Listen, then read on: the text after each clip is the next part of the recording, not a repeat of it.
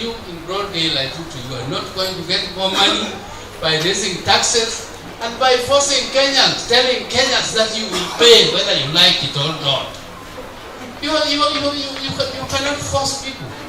And we are telling you that it has never happened anywhere in the world. Where you raise taxes, you get less revenue.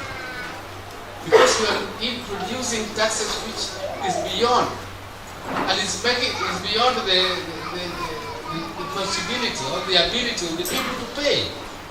And therefore people will avoid, will evade, will do whatever, but you will not get what you want to get. That is why Ruto now is borrowing money in order to pay debts. Borrowing money in order to pay debts. That is bankruptcy. And you are going to sink this country deeper and deeper and deeper into debt until it go home. So Ruto, we are telling you, we are beginning the new year.